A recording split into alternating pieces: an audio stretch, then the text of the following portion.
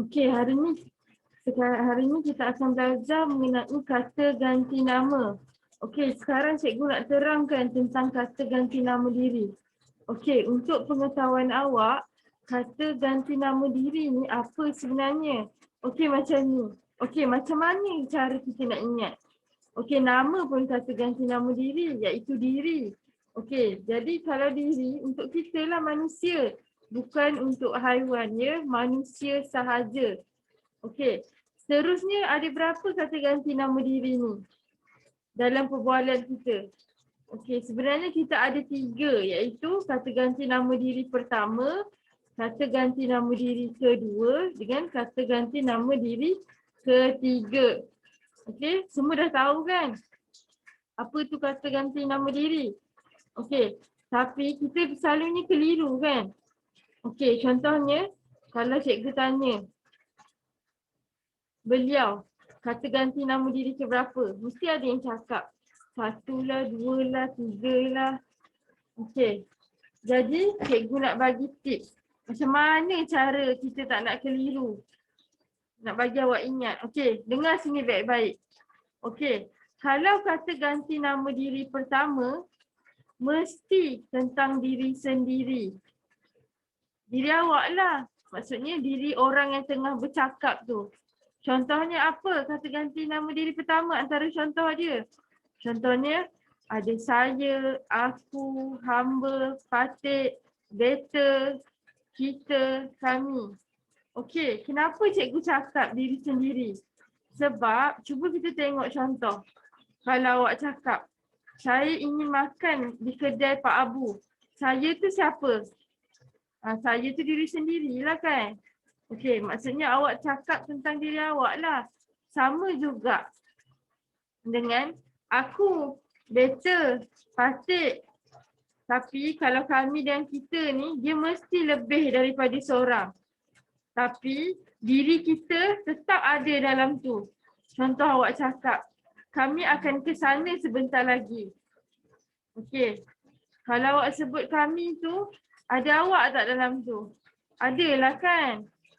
Okey, kata ganti nama diri kita pun samalah juga. Contoh awak cakap, kita nak makan dekat mana ni? Kita, nampak tak penggunaan kata kita? Ada awak tak dalam tu?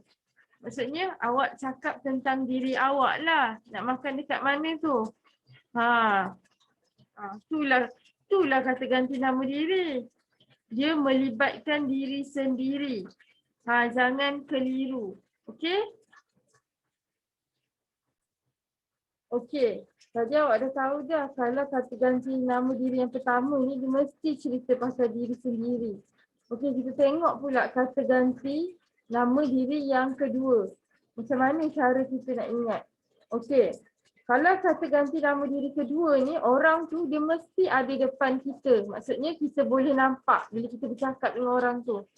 Contohnya, kita bercakap dengan kawan kita ataupun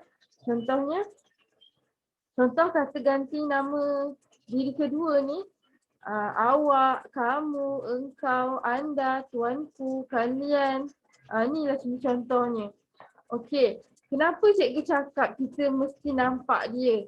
Sebab, cuba cikgu bagi contoh satu ni. Cuba awak guna kata ganti nama diri kedua. Engkau contohnya. Engkau cikgu gunakan. Contoh awak cakap macam ni. Ahmad, ni buku engkau ke? Nampak tak? Engkau tu ada dekat depan kita. Maksudnya awak nampak kawan awak tu. Okey, cuba cakap lagi sekali ya. Contohnya awak cakap, Amir, awak dah pergi mana tu? Kan guna kata ganti nama diri awak tu. Kan, nampak tak? Amir, awak dah pergi mana tu? Kan awak guna kata ganti nama diri awak tu, maksudnya awak tu siapa? Siapa awak tu? Awak tu orang yang berada di depan awak. Contohnya macam kawan awak lah. Okey. Contoh yang ketiga cikgu bagi. Contoh awak cakap kawan awak. Ni bukan awak ke? Kan kawan awak tu, yang orang yang awak tanya tu ada duduk kat depan mata awak. Awak nampak. Okey. Okey.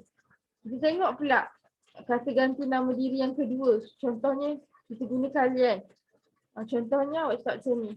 Kalian berdua nak ke mana ni? Tu nampak tak awak gunakan kalian. Contohnya Amir dengan Danish. Jadi awak guna kata ganti nama diri Amir dan Danish ni sebagai kalian.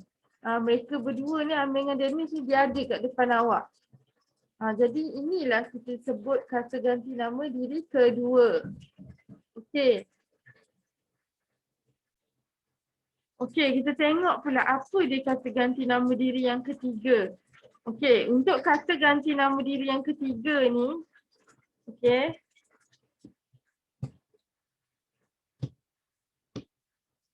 Okey, untuk kata ganti nama diri yang ketiga ni. Okey. Cara kita nak ingat, orang yang kita cakapkan ni, kalau tak ada depan mata kita pun kita masih lagi boleh bercakap tentang diri orang tu. Contohnya lah kan cikgu bagi kan. Kata ganti nama diri ketiga, ada dia, ia, beliau, baginda, mereka. Okey, cuba daripada kata ganti nama diri ketiga ni awak buat ayat. Contoh cikgu ambil perkataan mereka. Mereka kan di bawah kata ganti nama diri ketiga kan. Okey, contoh awak cakap macam ni. Cikgu, Aiman, Amira dan Ali dia tidak dapat hadir ke sekolah hari ini kerana mereka terlibat dengan sukan sekolah. Awak cakap. Nampak tak awak gunakan perkataan mereka tu? Mereka untuk siapa? Untuk Aiman, untuk Amira dengan untuk Ali. Okey. Aiman, Amira, Ali ni dia ada tak depan awak? Dia tak ada kan? Jadi sebab itulah cikgu cakap, kalau dia tak ada depan kita pun kita masih lagi boleh bercakap tentang diri orang tu. Okey, selain daripada perkataan mereka, cuba kita guna kata ganti nama diri beliau. Beliau ni kata ganti nama diri tapi kita gunakan untuk orang yang dihormati. Contohnya macam cikgu ke ataupun ibu bapa ke.